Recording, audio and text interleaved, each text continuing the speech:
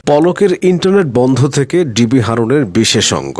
জুলাই মাসে বেদনার পাশাপাশি ব্যাপক বিনোদনও ছিল। স্বজন হারানোর বেদনা, আবেদ আলীর বিসিএস প্রশ্ন ফাঁস, সাংবাদিক প্রভাস আমিনের তৈলাক্ত প্রশ্ন।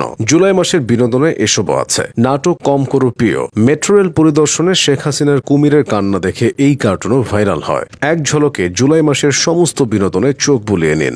জুলাই আন্দোলনের একটা সময় তৎকালীন ডিবি প্রধান হারুনের বিশেষ অঙ্গের ভিডিও টেলিগ্রাম থেকে ফেসবুকে ছড়িয়ে যায়। ওই দিন দুপুরে ওই ভিডিও ছড়িয়ে পড়েছিল, মানে লাঞ্চ টাইমে। অনেকে লাঞ্চ করতে করতে লিঙ্কে ঢুকে ফেসে গেছে। এরপর আর লাঞ্চ শেষ হওয়ার কথা না, তখন ফেসবুকে প্রচুর গণিতবিদ হাজির হয়। কেউ বলে 2 ইঞ্চি তো কেউ বলে 3 ইঞ্চি। কেঁচো খুঁড়তে সাপ বের হওয়ার নজির আছে। ওই দিনই প্রথম কেঁচো খুঁড়তে পোকা বের হয়েছিল। গুঞ্জন আছে তৌহিদ আফ্রিদিকে দিয়ে হারুন নাকি সেই ভিডিও মুছে ফেলার চেষ্টা করেছিলেন, কিন্তু হাত থেকে বের হওয়া তীর আর ছড়িয়ে পড়া লিঙ্ক, এই দুইটা জিনিস নিয়ন্ত্রণ করা যায় না। জুলাইতে ইন্টারনেট বন্ধ হওয়া নিয়ে যা যা হয়েছে তা নিয়ে মহাকাব্য লেখা যাবে। জুনায়েদ আহমেদ পলক হবেন সেই মহাকাব্যের প্রধান চরিত্র। 18 জুলাই রাত 9:15টার পর থেকে দেশে ব্রডব্যান্ড ইন্টারনেটের সংযোগ বন্ধ হয়ে যায়। এ বিষয়ে জুনায়েদ আহমেদ বলেন, সরকার ইন্টারনেট বন্ধ করেনি, বিপদে পড়লে সবাই কম বেশি অজুহাত দেয়। তবে পলকের এই অজুহাত বাংলাদেশের ব্যাটিং লাইন আপের চেয়েও দুর্বল ছিল। অবশ্য গ্রেফতারের পর জিজ্ঞাসাবাদ করা হলে পলক জানিয়েছিলেন, ইন্টারনেট বন্ধ কোনো দুর্ঘটনা ছিল না, শেখ হাসিনার নির্দেশে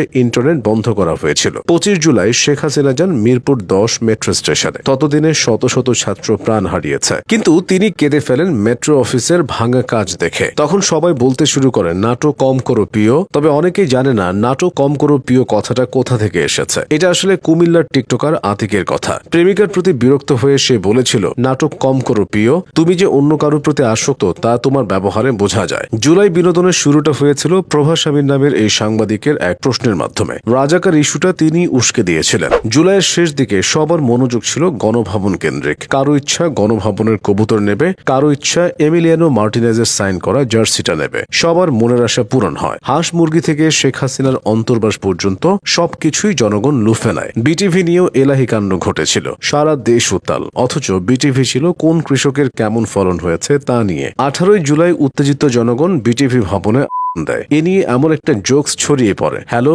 বিটিভিতে কি হয়েছে, কোন লেগেছে, আবার ফোন, হ্যালো বিটিভিতে কি হয়েছে, কোন লেগেছে, আবার ফোন, হ্যালো বিটিভিতে কি হয়েছে। আপনি কি ভাই কানে শোনেন না? কবার আপনাকে বলতে হবে যে বিটিভি লেগেছে? অত চড়ছেন কেন? আমার তো খুব ভালো লাগছে কথাটা বারবার শুনতে। এদিকে ক্ষতিগ্রস্ত বিটিভি ভবন পরিদর্শনে যান এক ঝাঁক শিল্পী। তাদের ভেতর ছিলেন রিয়াজ, নিপুণ, রোকেয়া প্রাচী, সুইটি, হৃদি হক, জ্যোতিকা জ্যোতি, সাজু খাদেম, সোহানা সাবা ও অরুণা বিশ্বাস। অরুণা বিশ্বাসের নাম থেকে গরম জলকাণ্ডের কথা মনে পড়ে। আওয়ামী লীগপন্থী শিল্পীরা আলো আসবেই নামের একটা হোয়াটসঅ্যাপ গ্রুপে যুক্ত ছিলেন। জুলাইয়ের উত্তাল সময়ে ছাত্র আন্দোলন নিয়ে তারা নিজেদের ভেতর আলোচনা করতেন। আলোচনার এক পর্যায়ে অরুণা বিশ্বাস শিক্ষার্থীদের উপর গরম জল ঢেলে দেওয়ার কথা বলেন। এভাবেই জুলাই মাস জুড়ে বেদনার পাশাপাশি সৃষ্টি হয়েছে অঢেল বিনোদন।